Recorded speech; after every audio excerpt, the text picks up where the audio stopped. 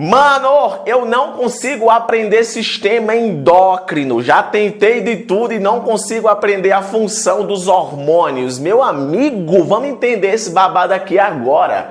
Hormônios são mensageiros químicos que migram aí para as células para poder ativar a produção de proteínas. E essa ação dos hormônios pode variar. Tem hormônio que age em nível de membrana plasmática, ou tem hormônio que entra dentro da célula e lá dentro da célula passa pelo monte de paranauê e também vai ativar essa célula aí a produzir algum tipo de proteína. Então, basicamente é essa a função dos hormônios. São mensageiros químicos que levam informações para poder as células serem ativadas a produzir determinadas proteínas. E nada mais e nada menos. Agora, para cada tipo de hormônio vai ter uma glândula envolvida na sua produção. Tem glândula de todo jeito, e essas glândulas que produzem os hormônios são chamadas de glândulas endócrinas. Quase que eu arrotava aqui. Então, glândulas endócrinas são glândulas produtoras de hormônios. E você tem um monte de glândula endócrina, a não ser que tu seja um ET ou sei lá o que é que tu seja, mas todo mundo tem glândulas endócrinas. Patrick, e as glândulas exócrinas? Não, colega, isso é outra coisa. A glândula exócrina são glândulas que a substância que elas produzem, elas podem sair através de ductos que a própria glândula possui. Então, a glândula lacrimal, mamária, salivar, essas glândulas aí, a substância que ela está sendo produzida está sendo ou liberada para fora do corpo ou caindo em uma cavidade. Nas glândulas endócrinas, a secreção cai diretamente na corrente sanguínea. Simples assim. Então imagine que você tem a glândula produz o hormônio. Agora é o seguinte, algumas glândulas produzem hormônios que em biologia nós chamamos de trópicos, que são hormônios que ativam outras glândulas. Então é basicamente isso. Mas, padre, glândula não é um órgão? Então é porque a gente costuma fazer também essa classificação. Mas para cada tipo de glândula tem os seus hormônios envolvidos. Então a glândula que todo mundo mais comenta, porque é a que produz mais hormônios, é uma das que produz mais hormônios, é a glândula hipófise, que vai ser divididazinha em duas regiões, aonde uma região chamada de neurohipófise vai armazenar os hormônios produzidos no hipotálamo, ou seja, o hormônio ele é feito no hipotálamo e migra para a neurohipófise, e a neurohipófise armazena esses hormônios para depois secretá-los. E na própria hipófise também vai ter uma parte chamada de adenohipófise, onde lá vai acontecer a produção de hormônios feitos por ela mesma. E ela vai estar também armazenando eles e vai estar secretando eles quando for preciso. Hormônios bem conhecidos que são armazenados na neurohipófise: a ocitocina e o ADH. Ocitocina, um hormônio aí que é fundamental para a questão da contração do útero no momento do parto. Hormônio também chamado de hormônio do amor, mas eu ainda considero um hormônio que mais cai em prova, o ADH, que é um hormônio que é feito pelo hipotálamo e armazenado na neurohipófise, que é um hormônio que regula a concentração de água em nosso corpo, ou seja, é o hormônio antidiurético, diurético xixi. Então é um hormônio que ele previne que você perca água em situações que seu corpo precise da água. Então, se está muito quente, o teu corpo não vai estar perdendo água via urina. Ele vai estar reabsorvendo essa água que foi filtrada.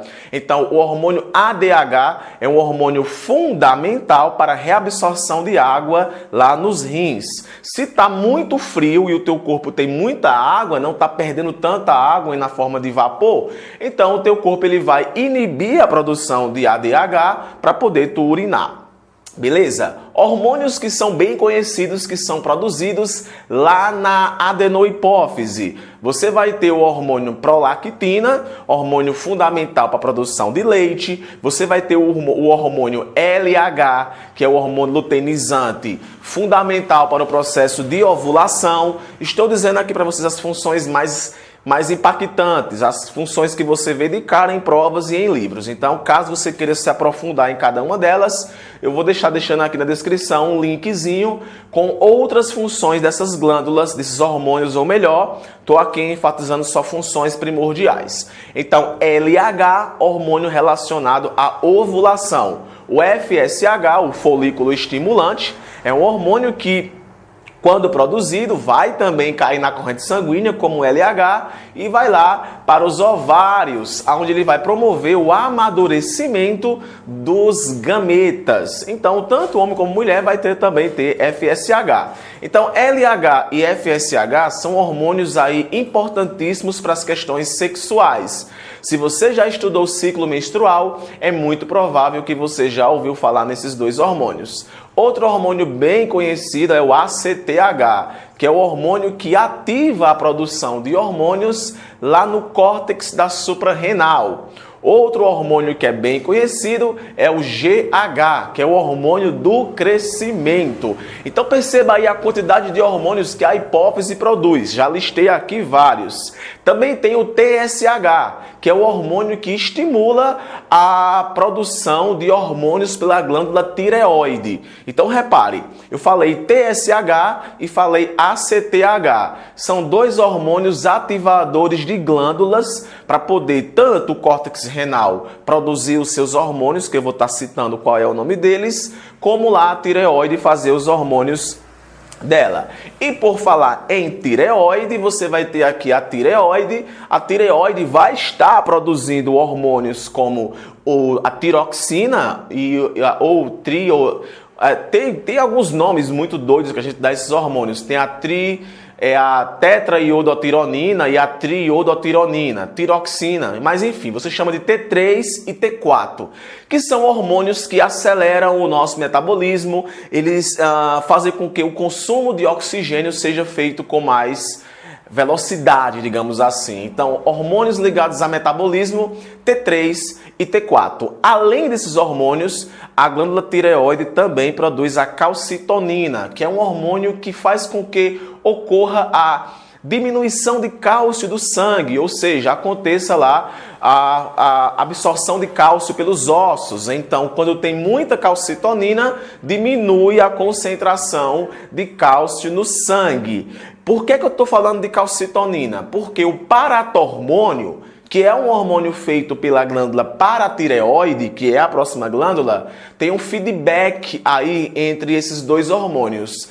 A calcitonina diminui a concentração de cálcio e o paratormônio aumenta a concentração de cálcio. E fica nesse paranauê aí, aumentando e diminuindo o cálcio, que é fundamental para a transmissão de impulso nervoso, para a contração muscular e para um monte de outras coisas. Então o cálcio tem que estar em concentrações bem interessantes para poder todo esse babado estar acontecendo. Então grava aí calcitonina e paratormônio. Outra ação semelhante à calcitonina e o paratormônio, você vê com a insulina e com o glucagon, que são dois hormônios que são produzidos pelo pâncreas. O pâncreas, que é uma glândula mista, porque produz tanto secreções endócrinas, como no caso de hormônios, como secreções exócrinas, como no caso do suco pancreático.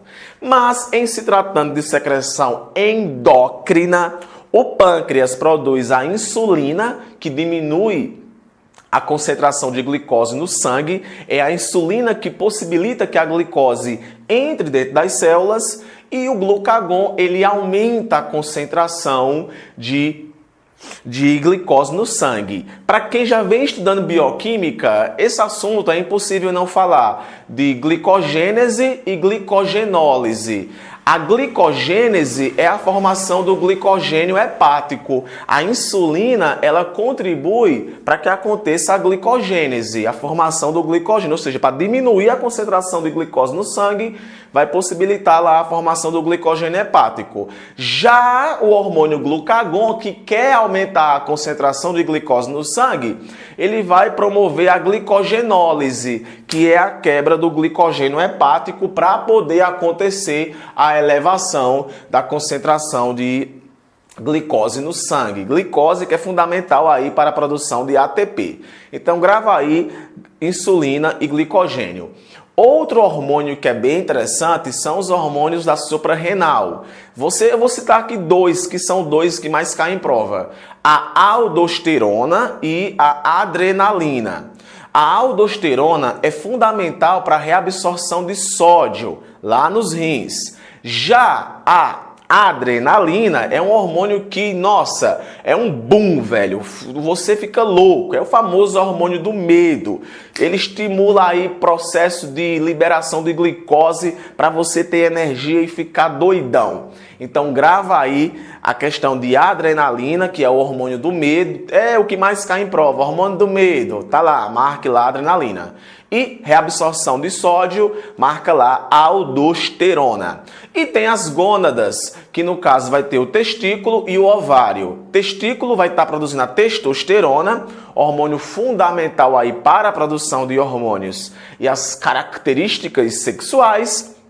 E o ovário vai estar produzindo a progesterona e o estrogênio, que são hormônios também importantes para a produção de gametas e também para a preparação do útero lá, né, produzindo o endométrio, que vai possibilitar aí a nidação do futuro embrião. E também as características femininas também vão estar ligadas aos hormônios progesterona e estrogênio. Então, basicamente, esses são os hormônios que mais caem em provas. Se você gostou desse vídeo, um louco, liguei aqui a câmera e saí falando. Deixa teu like, porque o like ajuda muito o canal a crescer. Deixa também as suas sugestões de novas videoaulas aqui no canal. E, é claro, não esquece de deixar também aqui suas dúvidas para poder eu vir aqui e tirar para você essas dúvidas. Cansei. Nossa, velho! Da aula de biologia cansa, mas estamos aqui. Um forte abraço e nos vemos no próximo vídeo. Valeu!